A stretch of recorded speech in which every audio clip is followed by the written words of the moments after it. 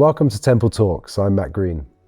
Today we're exploring the intersection of business, heritage and high fashion with my special guest, Ron, the co-creative director of Charles & Ron, the iconic Maltese fashion brand.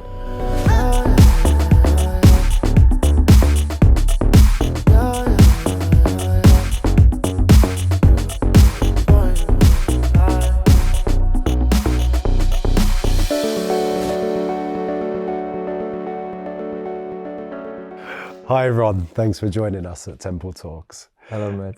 It's great to have you here. I wanted to kick things off by asking you a really simple question, which is, what does the first hour of your day look like?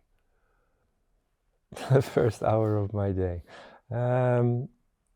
I wake up very slowly because I'm not very good at waking up early in the morning, but many times I have to.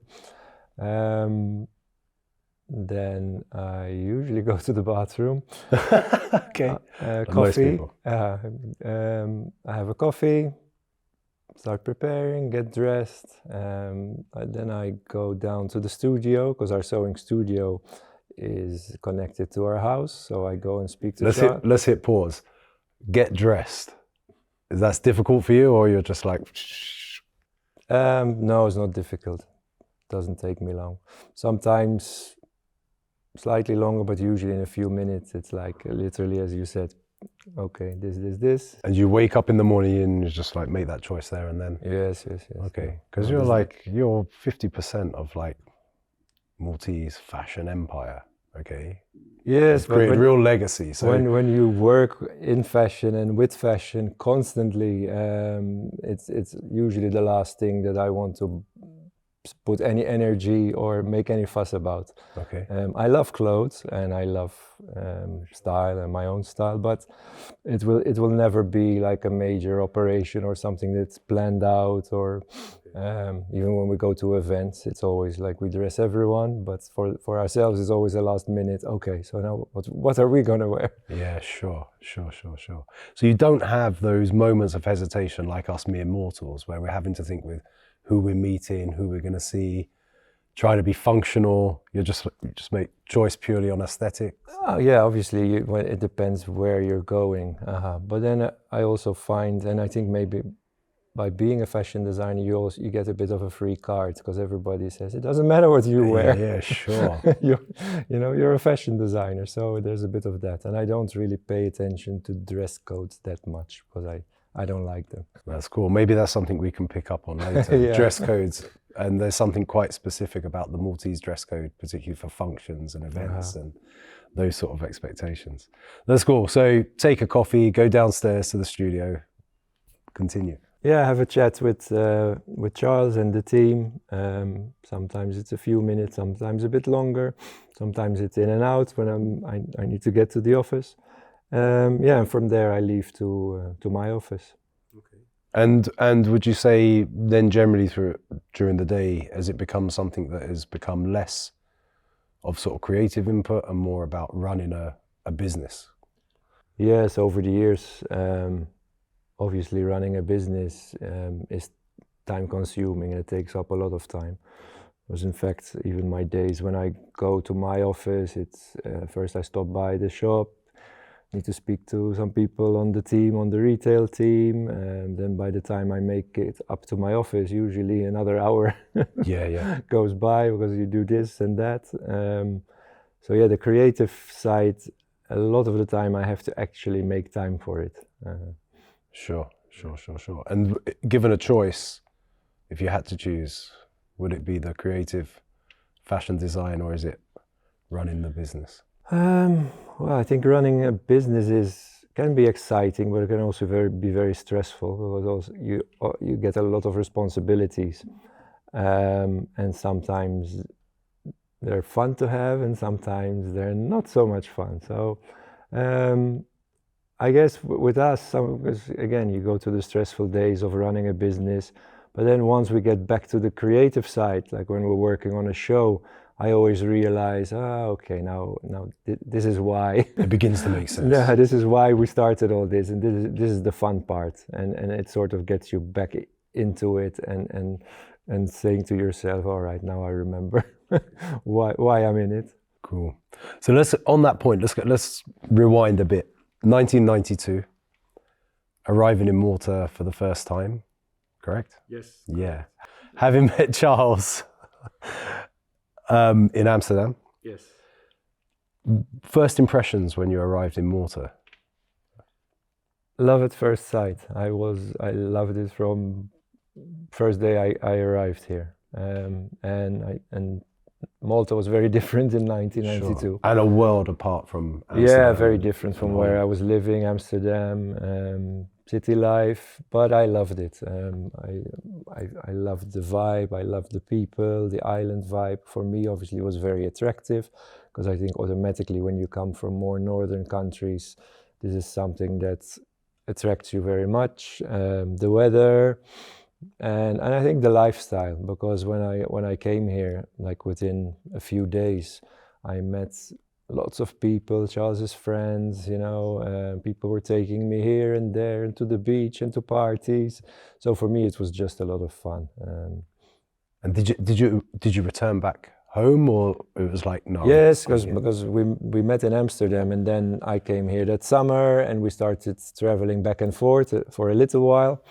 And then after some months, I decided that I wanted to give it a go. I left my university studies, drove the family back home completely mad. They thought I had gone insane. And you were like 20, 21, 22? Then at that time I was 21, yeah. So I quit my university studies, and I said I need to go and try this out. Packed my bags, and yeah, here we are. So you may or may not want to answer this, because we may end up on the newspaper tomorrow. Was it Malta, or was it your hubby, now hubby, that was the main attraction? Firstly, it was Charles, obviously. That was the main attraction, because when we met, something happened between, there was an attraction that was, I mean, obviously strong enough to pull me to come and visit Malta. But then, I loved Malta as well. And for him back then, it was difficult. He loved Holland, but it was difficult for him to move. He was a bit more attached to the family still. It's not that, I was close with my family as well, but I think I was a bit more of a free spirit earlier on. So that was just... Definitely. I think that's a distinct difference between sort of Northern Europe and the Mediterranean, families, boys, this sort of thing. That's incredible. Well, thankfully you did arrive here, and the rest is the legacy of Charles and Ron. Okay, so I'm sure there's very few people in Malta that wouldn't instantly recognize you, I think. Are you agreeing? You're not sure? Yeah, I think so. Okay, but for a global audience, how would you introduce yourself to them? Well, my name is Ron. I'm half of the fashion duo Charles and Ron, as you said. I think familiar with most in Malta. We've been in this business for a very long time. It's been a journey since 92, 93, as we said, because our journey started as soon as I moved to Malta. Fashion and creating has always been part of my life, and both our lives. It's been intertwined in everything we do, and for me that's very important, and it's always been my drive. I think that the drive to create and always to push ourselves, to push boundaries, do new things, that's very important for me. And besides that, I think I am 55. I'm a 55-year-old, 55-year-old man who has had a great life so far in Malta. I think I'm a caring, loving person. Peaceful, peace before everything, and I don't know. I find it difficult to describe myself. I can feel it. It's a tricky one. That's helpful. So as caring and loving, that comes across. I mean, we certainly don't know each other very well, but the interactions I've had with both of you over the years, it always comes across that you're very human people, if that makes sense. No, there's certain values that seem to come across. There's a calmness about you, a willingness, and it always feels a very personable sort of experience in conversation. Where does that come from, and how do you retain that when you're in this world which often isn't that way? People can be quite elusive. People can be quite determined in their vision at all costs. Business can be quite ruthless. So how have you managed to sort of retain that? Because as well as the kind of the global appeal of the brand and the huge inroads you've made in terms of sort of Maltese fashion, that's always been a constant. It's never seemed to change. So you pop into Charles & Wrong coffee shop and you're around and you're there and you say hi and you acknowledge people. That for me is a very different experience to other people in business, especially in kind of niche businesses like fashion. For us, I mean, it's never been. I think it's just the way we are, and it's never changed, because for us it's very important. I mean, it's not even that complicated to sort of remain the same, stay grounded. You can call it humble. For me, these are very important things, because I feel you need to have time for everyone. When you look at people, everyone on the ladder, I treat with the same respect. For me, especially building a business yourself, basically from scratch, every single person is important, and it doesn't matter what role they play in the business or in your story. And for me, that is very important. And I also feel that I like to deal with people that have the same type of vision. For me, I think I always think back when I was young.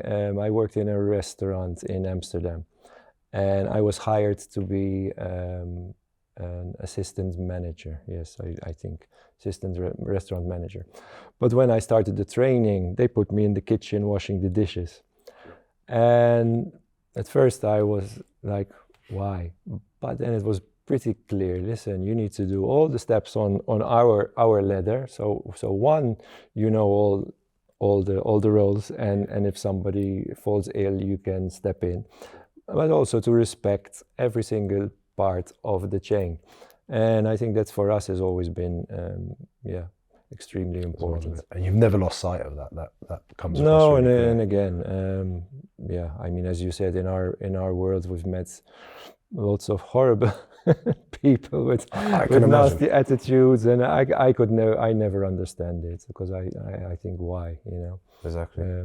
There's no need for it, and it makes everybody's days much more pleasant when people are nice to each other, For sure. And that's come across. I've seen from a distance how you've kind of mentored and coached and given opportunity to other people up and coming, whether it's directly within fashion or through photography, working with you and alongside you. I mean, this is really, really important. So I think that serves as a really good role model to other business owners, whatever they're doing.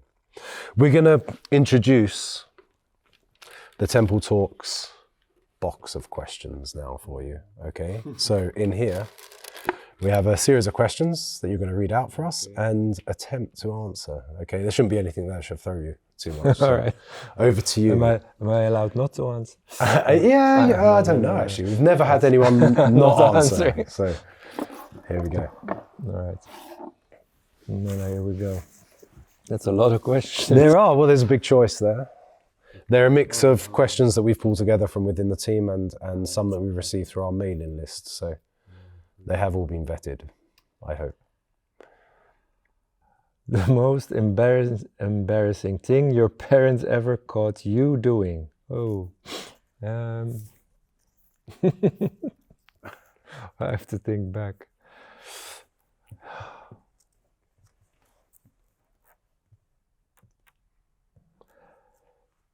I don't know. What comes up first, when I was very young, I remember we went on a night out. I think I was only 16 or something. and I sat on the bonnet of a car. Okay, as you do. And the owner reported it to the police, and I think then that the police took me home to my parents. Okay. Yeah, I don't know if this counts. So yeah, I felt a little bit caught, but yeah, I think that was one of the more embarrassing things. Okay. Because of being delivered home by the police. Yeah, basically. by the police. And I was scary like, stuff in your system. Okay, let's move on. Next question.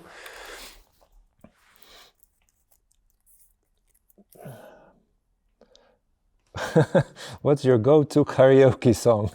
Well, I haven't done karaoke for I don't know. Okay. How long. It could be a favorite song in the shower, favorite drive to work song. I love Beyonce, but I don't think I would choose a Beyonce song for karaoke. I would go for a Celine Dion. Celine Dion, really? Yes. Okay, the classic. I know it's setting the bar very high, and I probably would be not so very good at it. Do you want to hit a few notes for us right now? No, that's that's fine. good. Any song in particular? No, you don't want me to sing. So. Okay. Yes. With that, Beyonce, Celine Dion, you should be a wedding DJ, actually. It'll go down quite well. Okay, let's go on. We're going to do a few more. I think you're very decisive with your question picking. I like that. I am picking. They're coming all from the middle. The most Malta moment you've ever had. The most Malta moment you've ever had. Okay. Well, I think we've had many, right? Yeah. I mean, if you launch a collection inspired by Lutsus, yes, the balcony, Valletta. What else can you mention? I think they were all. That's as much Malta as you can get. As it can get. Oh, cool, brilliant. We touched on sources of inspiration. Yeah. Describe your perfect Sunday off in exactly 3 words. First, you have to remember having a Sunday off. Yeah, well, we get some of it. Good. Can I do it in 1 word? Yeah. Gozo. Gozo, brilliant. We love that. Yeah. Got to go to Gozo. I don't need more words than that. Super. You spend a lot of time there? We try. For us, it's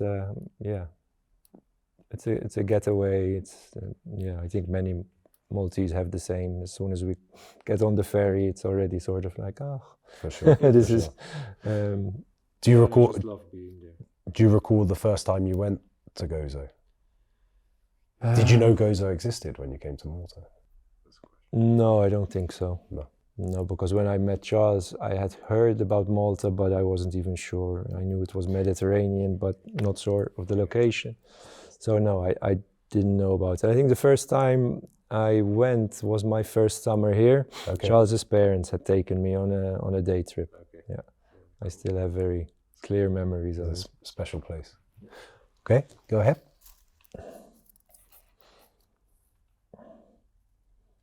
The best prank you ever pulled on Charles?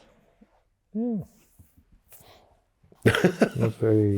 Do you prank play pulling? Yeah, I was going to say, do you play pranks on each other? Not really, no. Or a surprise, perhaps.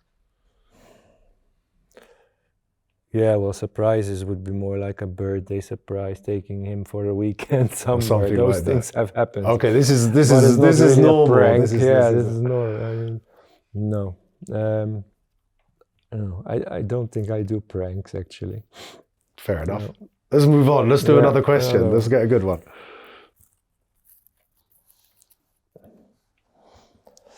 If Charles and Ron were a boy band, what would your name be? Charles and Ron, surely. No, I know. Charlie and Ronnie? Maybe. Like change the band name or my name. You'd have to. You have to come up with a boy band name. I'm not really understanding the question. If you were a band, this would be Charles and Ron and. It could be Charles, Ron, and the others. Charles and Ron and I don't know.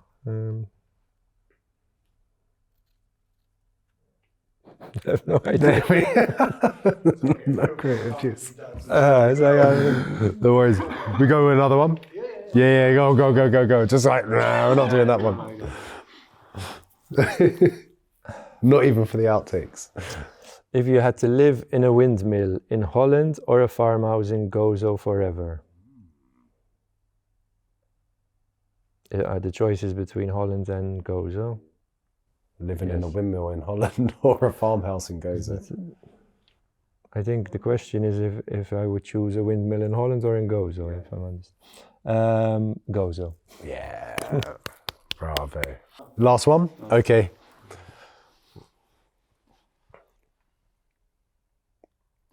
What's the most Dutch thing about you that Charles still doesn't get?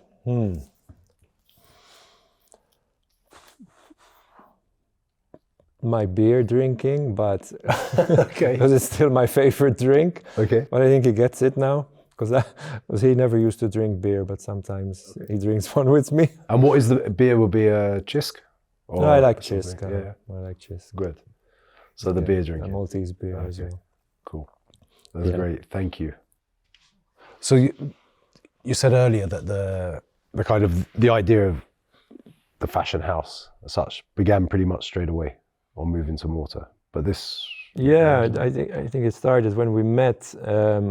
Obviously, I saw Charles had a talent because he used to make clothes from when he was very young, and I told him, wow, this is really special, and he was always sort of like he used to brush it off. Oh, this is normal, like it's nothing special. In Malta, a lot of people know how to make clothes, and I said, but this is, for me, it's very special because back home, nobody knows how to make clothes. Sure. So this is how it started. I was always creative. I loved fashion. I used to draw and paint, but I had never done anything else with it besides working part-time in a clothing store in back home. So it was a bit me that started pushing in that direction, and then we ended up converting his bedroom at his mom's house into the first makeshift studio with a changing room. Okay. And this is how it all started. And at the beginning, what was the kind of the vision, the goal? Was it like, we're going to create this brand, we're going to do this, or are we going to? No, not really. I mean, for us, it was just we wanted to create clothes and be a little bit artistic with it. We wanted to create a small business to sustain ourselves. So this is how it started.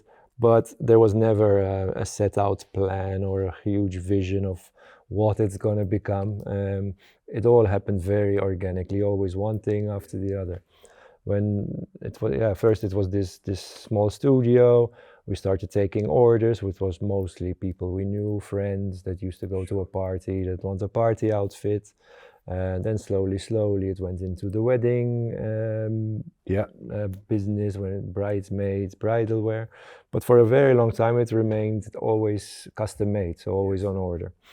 Then we had the first opportunity to do a fashion show through a friend of ours, Joe Fountain, who had just come back from London, who was very involved in the fashion industry overseas as well. And he said, why don't we create this show? Because again, back then in Malta, what also attracted me, there was a huge drive. Everybody wanted to create things. Because there wasn't much going on, like my generation of 20-year-olds, everybody wanted to push a little bit the boundaries. Hey, let's see what we can do. Let's do things that haven't been done before. And that was in a lot of fields. Like the whole party scene was just starting up. And for me, that energy was really exciting, because where I came from, everything was there. Amsterdam, everything was in place, and people were almost like, oh, it's the same every weekend, we're bored. Like, you know how people are when they have everything. Yes. And here there was all that newness. So again, we were still very young, so we were involved with a lot of people that started to organize these first parties, house music. People had nothing to wear because there were hardly any shops to go shopping from. So all that intertwined was, for me, it was a really cool vibe. And then again, we did that first fashion show, so we got a taste of, oh wow, this is cool. People came to see the show. It was a success. Some of our friends modeled. I modeled. You know, it was a whole. Everybody who was part of it was doing it just for the fun of it. You know, that it wasn't anything structured or like nobody got paid. It was just everybody wanted to do it. Yeah, and from there, very organically, we kept on growing. Then we started doing more regular shows. We made it twice a year.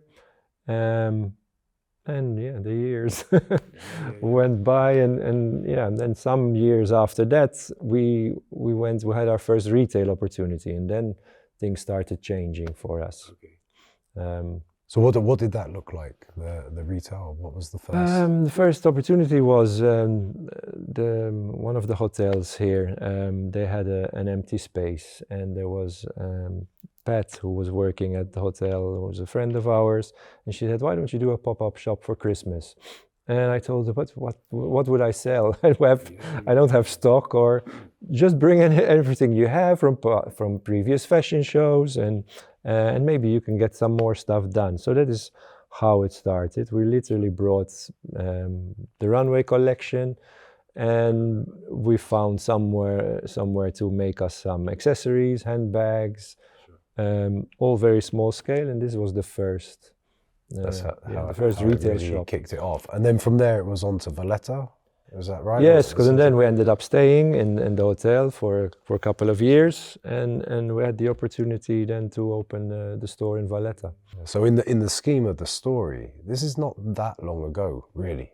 No, it's not. I'm very bad at telling you which year exactly. Either, but it's recent past. So it's something that's born out of passion and love, and parties, and bringing friends together or like-minded people together out of nothing. No grand business plan, no marketing strategy, no social media. Exactly. Sometimes people ask me, "So what was your business plan? What was your strategy for this and that?" And I'm like, "Forget it. There was no strategy. It was just passion, drive, and moving from one opportunity to the next, sort of." For sure. So like the kind of the turning point, from at least from my point of view, is something that is happened in the recent past, and it's just exploded. And then, so from I don't know where to go now, because I want to talk about inspiration. I want to beyond like textiles and fashion. You talked about drawing and painting. What would you draw and paint? Does that still influence what you're doing now? Did music play a role? Movies? A bit of everything, I guess. I think when you're creatively inclined, let's call it that. Like when I was young, I used to draw all sorts of stuff. It's just there was always a pencil or something in my hand to just do whatever it was. And then I guess when I was a bit older, there was a keen interest in fashion. We lived in a town in the south of Holland where people around me were not interested at all in all the things that I was interested in. So for me also that was sort of, I needed to get to a place where I could find some more like-minded people, and that's why I went to study in Amsterdam. And did you find that in Amsterdam, or did you just find it, I don't know, like maybe I found London was a bit pretentious and a bit of a closed shop, and less in particular? No, I loved Amsterdam. For me, it was a great period, because obviously I was able to leave the small town and experience something a bit more, worldly. What can you call it?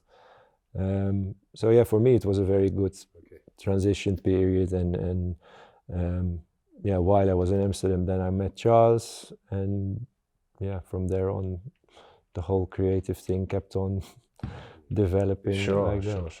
So then you talked a bit about like business can be fun, but it can also add certain pressures and stuff, and you mix that in with trying and having to. So you have, on one hand, you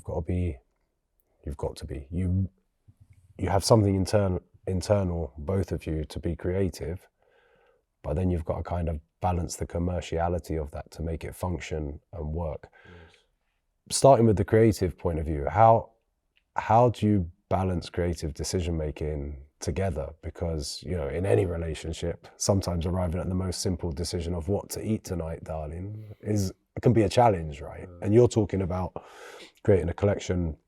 I don't know how many runway collections are you doing a year now? We do two main collections that are actually presented as a runway show. Yeah. Okay. So like, there's No, huge amount. Yeah. You have capsules in between, or in the stores, yes, sometimes. Yeah. So I've got an insight to what is involved in that, and you've got to arrive at this. Is there a boss? Is there a kind of like? How's it work? We've always worked quite easily together, and again, we grew up together doing this. This is also, it's so intertwined in our lives. It's always been a major part of it, and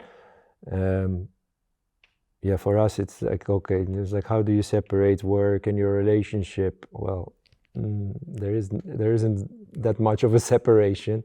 It's ours. It's one thing, you know. And that is, for us, I think, why it always worked. We always had a common interest. Yes. The only thing is when we're in the process of a new collection, sometimes we have some quarrels, yes. Okay. Yeah, about I can imagine. direction, about colors, about how a fabric print turned out, or, you know. But it's just things of the process of going through a collection together. But in general, yeah, we're mostly on the same wavelength. We have the same idea of what we want. Okay. So yeah, I guess. And is there any sort of delegation between you? It's like, okay, right, I'm gonna sketch the concept. I'm gonna select. We both have our roles in this, because Charles is technical and he actually knows how to cut, so make clothes, which I'm not good at. So is he like, great idea, but it doesn't work? Sometimes because I do most of the sketching and the collection planning, and yeah, there are times when he says, okay, lovely design, but I had to change this and that, so it's not gonna work. Okay. But again, it's like, we're always, this is part of the process as well, you know. And sometimes I might say, and pull a face, you know, and we have those moments. But seek a second opinion. Sometimes. But we both have our roles in what we do. Yeah. Okay. And I think that is why it has worked so well over the years. He has his talents and his side of the job. I have my side. Things that I'm not too good or not too comfortable in doing, he is very good at, and the other way around. So, yeah. I mean, for me, thank God we did this as a team, because I really look up to designers and young new designers that do it on their own, because to have somebody also as a sounding board, somebody that you can fall back on, you know. Yeah. That's cool. It's really interesting, because that's a challenge, you know, in any relationship, whether you're working or not working together, whether it's a friendship group or a business colleague. You know, how you arrive at those decisions. Like I say, it could be the most simple thing. It can be a big challenge at times. Yeah, but then in the end, again, we're making fashion, so sometimes we also have to remind ourselves. Yeah, okay. So it's like you maintain. It's not all that serious, you know. Like the length of a skirt is not going to change the situation in the world at the moment. So let's also look at it from that, you know, from that point of view. I see it from my, you know, just the observation. How does it feel when you see, you know, an abundance of women, particularly women, walking around with your initials on their handbag or hanging from their ears or around their neck? What feeling does that give you? Do you find, you know, is it rewarding? Is it like a sense of pride and achievement? Is it absurd? No, for me sometimes we still act surprised, strangely enough. Okay. Like sometimes, like, did you see her? Yeah. As if it's some type of huge surprise that somebody. So it still feels that way. It's like a bit of oh wow, this is, you know. Definitely. I mean, I think for me the brand, beyond anything else, instills a sense of national pride in something. It's intrinsically Maltese. Yes. Even though you are kind of. I'm Maltese. Yeah. And I think that's incredible, because it's something, it's homegrown, but it's successfully exporting as well to a certain degree. Yes, and I think locally, I mean, we started at a time when there were no Maltese brands, no Maltese fashion brands. For sure. And also the appreciation for Maltese products in general wasn't at its at its highest back in those days. We had to fight a lot because there was a mentality of things from abroad are always better. Yes. And I think over the years that has shifted. I think as we always kept on fighting for that and saying, listen, we have nothing less than other brands, other designers, and that is why for us it was important to start showing our collections in other countries as well. Yes. Just to say, listen, we might be from a small island, doesn't mean that what we have to offer is different or anything less. But over the years that has changed. I think a lot of people now appreciate Maltese products, Maltese brands. For sure. I get a sense that that's something that you've maybe unwittingly, but you've personally driven, because you said earlier, you arrived in Malta in 1992, great days, great times, different place, for all the right reasons, an island, the weather, the people, the diversity, I guess, in a way, just different. But you saw the opportunity. Well, I can imagine, I arrived in Malta in 2001 originally. The people that I met, they didn't see the opportunity within the island, but coming even from a place like London, with everything it offered, I came here and saw there's actually opportunity. Yeah. And to live within a community that is really welcoming and friendly and safe and all of those things. Do you think that in a way has probably driven the idea that we can instill this sense of pride? And if it was left to a kind of a native alone, it would just be something that would be quietly done for friends of friends. And yeah, I think so. I think what's for me, obviously, as you said, you came here with an outsider's view in the early days. Yeah. And for me, I'm going to mention the Lutzo again. Like I was blown away when I, for the first time, went to Maarschalkerweerd, and you see all those colorful boats and the beautiful turquoise sea. So for me, there was so much things to see, so many impressions, colors, culture, and I was like, there's so much to pull from, and this is how it started. And I think once people saw certain things that maybe they took for granted in different settings, in different placements. There was like we put Maltese balconies on international celebrities. So I think once they sort of were seeing the crossover, like, oh yeah, we have a lot to be proud of. I think that over the years has grown, and I think Malta has so much to offer culturally, and there's a lot to be proud of, and a lot that is so original and that we can't compare to any country in the world. That's it. I look forward to seeing the crossover in different areas, with music, for example, and film and different things. With you mentioned like dressing some celebrities. Is there anyone in particular that really stands out for you that was like either really fun or really sort of a profound moment in the career that you're like, oh, I dressed them and this is, it's kind of led to something else, or just gave you some kind of, I don't know, confirmation of like, yeah, I'm here, I've arrived? And one of the first big ones for me was when Michelle Williams from Destiny's Child wore our clothes. Me and Charles, both huge Destiny's Child. Were you aware this was going to happen? Or? I was aware that it might happen, yes. Okay. But then obviously when the pictures came out, because a lot of the times I remember the clothes go to the sets of these celebrities, there will be hundreds of dresses for them to choose from most of the time. So then it's still like you have to be lucky that it's going to work on the day. So I heard that the clothes went to the set, but then the pictures came out. And as I said, me and Charles were both huge Destiny's Child fans. We went to the farewell tour, and so when this happened, I remember I was in my office, was seeing the pictures.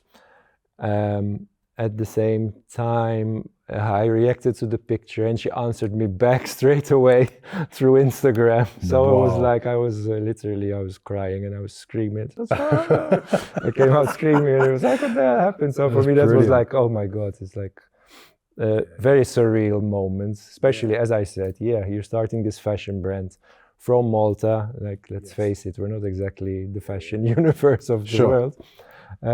So yeah, these were special moments. I mean, and then there were more, and all of a sudden also you realize how small the world is, because for me to be chatting with Michelle directly, still till today, she answers my messages. So it's these are special moments that you say, oh wow.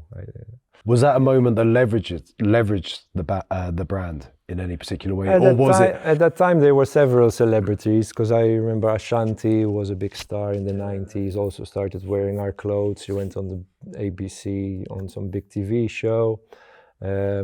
Again, we ended up being friends with her. She came to Malta, visited our store, ended up being invited to her birthday party in LA. So, like, a lot of things were happening at the same time. Yes. So yeah, it's fun things, especially also when you dress artists that like you listen to. There were artists like Shaka Khan, for instance, and things that people I listened to in my bedroom when I was still young, and then all of a sudden they're wearing your clothes. It's And how does that work? I'm assuming it's like through an agent. We'll get in touch. We're thinking to do this. We started working with a PR in Los Angeles. Yeah, okay. Because the system there is all these artists have stylists. Yeah. They don't go around themselves, so these stylists are always looking for the next thing. They're the pickers. Something that can work. Sure, So if you're in the right place and the stylist starts picking up on what you're doing, you have a chance of getting them on the celebrities. And is that why the shows are quite important abroad, in a way, because it's that networking opportunity? Yeah, I think shows, I mean, especially for design brands, the shows are always sort of your latest business card. You're making yourself visible, showing your vision and your latest ideas, and from that, yes, a lot of PR trickles down, and exactly the dresses end up in places being worn by certain people. Okay, and so from here, what is the next goal, I guess? Like, is there a goal, or is it just like, listen, we're just going to roll along and do? I mean, you're achieving. Would it be a retail outlet somewhere else outside of Malta? Is there something? Would it be? Yeah, I mean, there's that's always a goal, and then again, we're always open for new opportunities. I think through the years, though, I've become a little less pushy myself. I've realized that sometimes you just need to let things happen. And just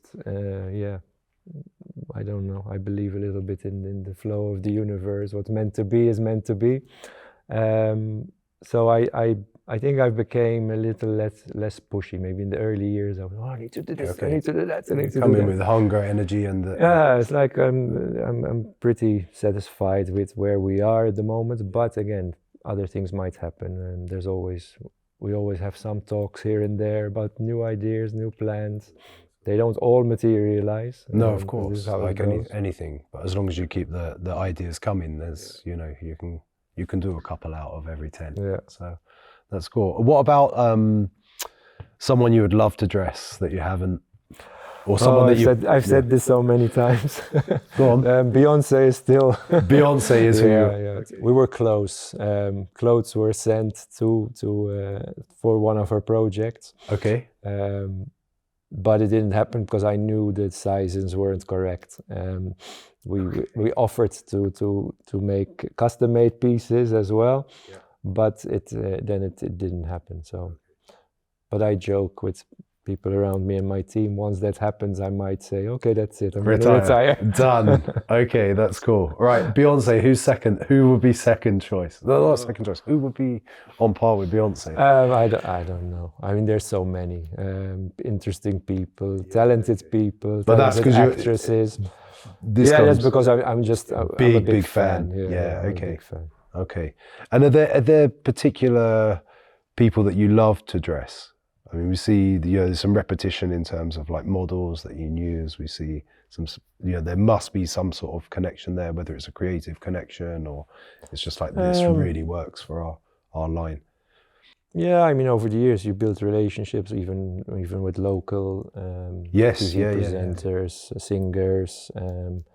So yeah, there's people that become your friends as well. Yes. It's been a relationships over the years. So then it almost becomes, it's very natural even for them. You know they can always knock on our door, and vice versa. Like you support each other with whatever you can. Again, yeah, I say that I think life is always, it's important. You build relationships with people, and when they're good, they almost remain. Yes, forever. Exactly. We asked the temple community what they wanted to know from the minds behind Malta's biggest fashion house. Let's get into it. With fast fashion dominating the market, how do you educate consumers to invest in quality, timeless pieces? Yeah, my experience is that I think there was a time where it looked that there was some more awareness was coming in when it comes to consuming certain products, certain materials. But unfortunately, yes, with fast fashion being so overwhelmingly present, I think people's attitudes have changed a little bit. I think instead of moving forward, it's going backwards. Like people are less aware, people care less about what they're buying, unfortunately. From our point of view, as you try and create as much as possible pieces that people would hold on to, that would last them for longer than a season. Investment pieces. Yeah, investment pieces. And I think the type of brand that we are, I think that is automatically what people do, because our collections every season has a different theme. So we have a lot of clients that tell us, I keep something from every season, because they're like of my Charles and Ron collection over the years. So again, if we're achieving that people buy things that they hold on to, that's already a step forward. But unfortunately, I think our whole industry as such, the fashion industry, is a little problematic when it comes to wastage and the way things are being produced. We try and do our best to be as sustainable as possible. We don't overproduce. We don't have many fabric leftovers, like fabric wastage, because we use it up into other things. But educating clients is the tough part. Okay, so we received a question from Instagram account Style by Sarah, and she asks you, Ron, what is the biggest mistake young aspiring fashion designers in Malta make when trying to launch their own brand? Now you feel like a nanu of fashion. You need to share the advice. Well, first of all, I don't think they all make the same mistakes, but I mean, my advice is, I always say, find your own voice, try and be as original as possible, because that is what makes you stand out, and stick to your voice. Don't try and follow what has been done before or what somebody else is doing. I think that is very important. Also, you have to work very hard. It's not going to be easy. I always say, if you think you're working hard, double that, and then maybe you'll get there. I think maybe the biggest mistake is that they would think things will happen very quickly or fast.